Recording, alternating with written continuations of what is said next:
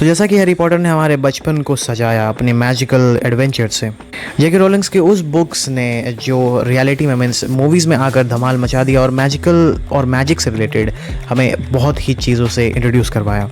लेकिन कुछ मूवीज़ ऐसी भी थी जो कि मैजिक से रिलेटेड थी, लेकिन हैरी पॉटर के आने की वजह से हम लोग उस पर ज़्यादा ध्यान नहीं दे पाए। तो अगर आपने इन मूवीज़ को नहीं देखा है तो चेकआउट करना मत भूलना।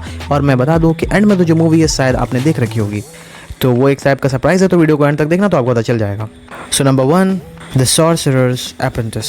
यह मूवी 2010 की एक फैमिली एडवेंचर मूवी है जो कि मैजिक से रिलेटेड है। मूवी की स्टोरी की माने तो इसकी स्टोरी कुछ इस प्रकार है कि डेव शटल नाम का एक एवरेज लड़का होता है, लेकिन जब बल्थार ब्लेक उसके अंदर जादू टोने की छिपी प्रतिभा को देखता है तब वो चकाचौंध हो जाता है। यानी उसको लग नहीं रहा था कि एवरेज बंदा जो यहाँ पे दिख रहा है वो इतना स्पेशल होगा। असल में बाद में जाकर वो डेव के गुरु बन जाते हैं, जैसा कि मैंने बताया, जिसका नाम बल्थार था। और देव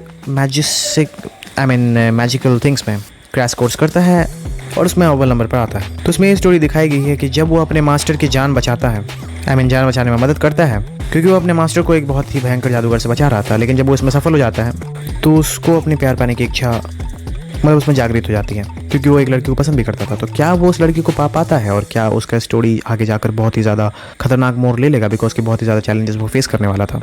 या मैं डेव के बारे में बात कर रहा हूँ, तो ये इस मूवी में आपको देखने के लिए मिलेगा। स्टोरी थोड़ी सी कॉम्प्लिकेटेड, लेकिन अगर समझोगे तो पूरी तरीके से समझ में आ जाएगा। अब हैरी पॉटर समझ में आ गया तो भाई ये क्यों नहीं समझ में आएगा। इस मूवी की IMDb पर रेटिंग 6.1 की है, जो आपको फैंटास्टिक, थ्रिलिंग और प्लेफुल टाइप का वाइब्स दे सकती है, और जिसे आप हॉटस्टार, अमेजॉन प्राइम पर वॉच कर सकते हो।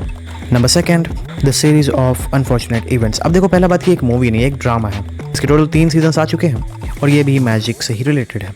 अगर इसकी एक पार्ट की स्टोरी के बारे में बात किया जाए तो कुछ इस प्रकार है कि जब 3 बॉलडेयर भाई बहन अपने हवेली में आग लगने के कारण अनाथ हो जाते हैं, तो उन्हें उनके दूर के, एक्चुअली वो लोग टॉक्सिक रिलेटिव्स थे, मैं पहले बता दूं, तो उन रिलेटिव के यहाँ उन्हें भेजा गया जो काउंट ओलाफ कहलाते थे। लेकिन उस फैमिली का जो मैन हेड था, जिसका नाम ओलाफ था, ओलाफ एक क्रूर और षड्यंत्री व्यक्ति था। तो बच्चे जो बच्चे जिनकी हवेली में आग लग गया था और वो अपने टॉक्सिक रिलेटिव ओलाफ के पास गए थे, तो उनसे बचने के लिए वो लोग अपने अंकल मॉन्टी और अपनी आंटी जॉसफिन के साथ, जो पहले से वहाँ पर रह रहे थे और वो जानते थे कि ओलाफ अच्छा इंसान नहीं है, वो बच्चों को लेकर वहाँ से भाग जाते हैं और बच्चे उनके साथ रहने लगते हैं। लेकिन ओलाफ उनका पीछा नहीं छोड़ता है, बिकॉज कि उनको उनसे बहुत कुछ चाहिए था।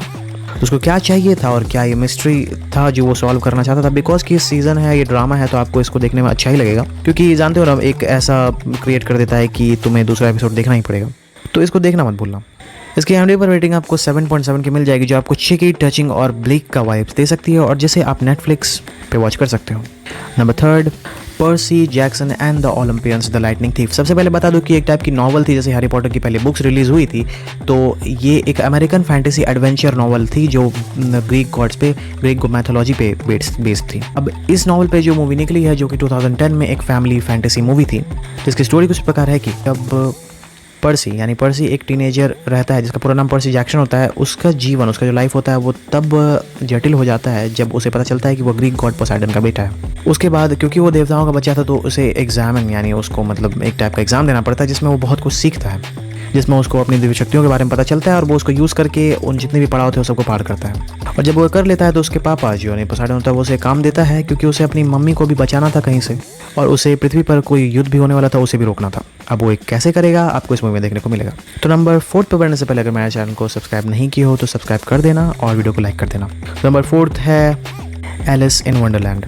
अब जैसा कि मैं बता दूं कि बिकॉज की बहुत ही ज़्यादा पुरानी ये स्टोरी है, जो आई थिंक लॉन्च हुई थी 1865 में, इंग्लिश चिल्ड्रन नॉवल में लॉन्च हुई थी, जिसको लुइस कैरोल ने लॉन्च किया था। और I am sorry I think बोलने के लिए, असल में 1865 में ही लॉन्च हुई थी और इस पर एक मूवी निकली जो कि 2010 में निकली थी, जो फैमिली एडवेंचर मूवी थी। और मुझे नहीं लगता आपको इसका स्टोरी मुझे बताना चाहिए, बिकॉज कि एलिस इन वंडरलैंड की स्टोरी बहुत लोग जानते हैं, और अगर आप जानना चाहते हैं तो प्लीज़ गूगल कर लो यार। And the last movie is Wonka.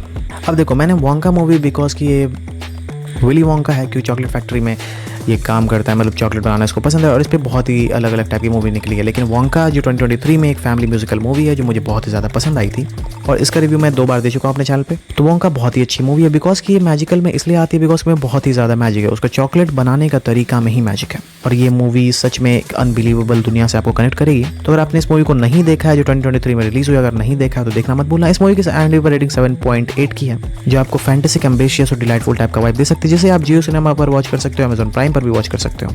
तो हाँ, वीडियो एंड हो चुकी है। तो अगर न्यू आए हो तो चैनल को सब्सक्राइब कर देना, लाइक कर देना और मिलते हैं नेक्स्ट वीडियो में। तब तक के लिए बाय।